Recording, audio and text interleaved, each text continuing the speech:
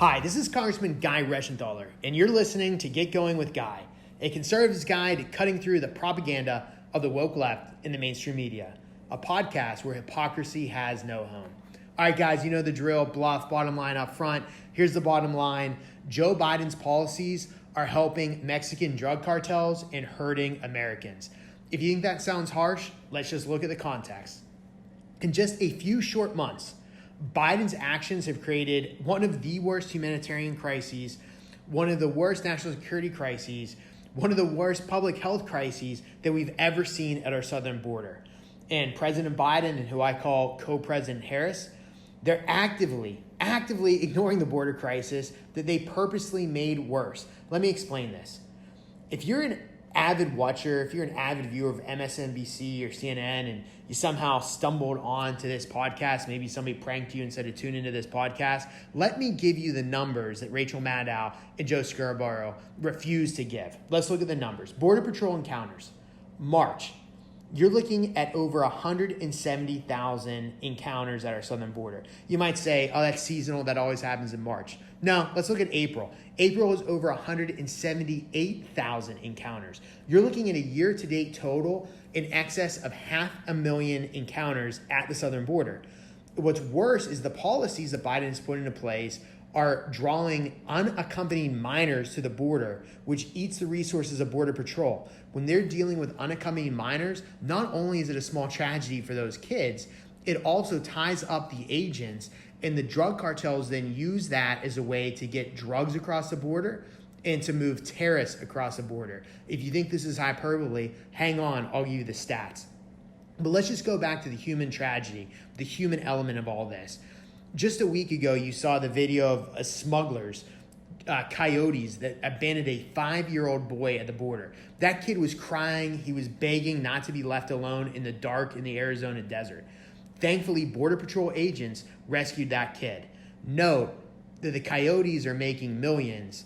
The far left wants to defund the Border Patrol agents that actually saved that kid. And when I say that the drug cartels are making millions, they really are. They're making about $14 million a day. Traffickers have made over $400 million just in February. Biden is hurting America as he's helping the drug cartels make more money. And now, I mentioned terrorists. That's just not hyperbole. In April, 2 Yemenis terrorists were caught attempting to cross the southern border. Those individuals were on the terrorist watch list. I am not making this up. And what's worse is when you think about it, the drug cartels and the coyotes will flood certain areas of the border. Border Patrol agents will go to that area. And then when the Border Patrol agents are distracted, they'll then take high value, what they call high value individuals across, and they'll take drugs across. That leads to what's known as getaways. Right now, you have about 1,500 getaways. There's even more if you look at the entire year. But to put that in perspective, you could fill Beaver Stadium in Happy Valley with the amount of getaways that we've had just this year. Now, who's in charge of this situation? Well, Joe Biden, I think deep down he knows this is a disaster, so he put Kamala in charge of it, his co-president, or I jokingly call the co-president. Kamala wants nothing to do with it. She's trying to distance herself from this situation.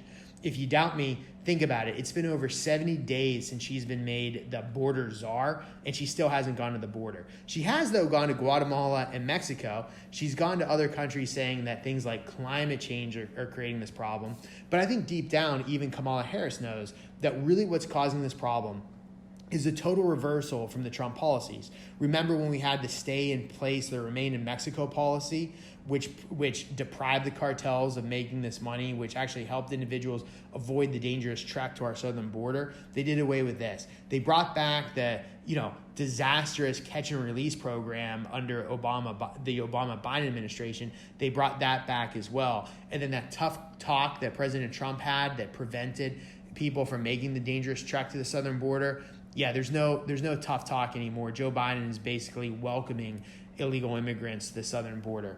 So it is truly a mess. There's only one way out of it. Unfortunately for Biden, the one way out of it is to adopt the President Trump-style policies that Joe Biden campaigned against, and to which he's beholden to his far-left radical base to advocate against. That's the situation we're in. All right, that's it for today, gang. As always, just call me Guy. I'll see you next time.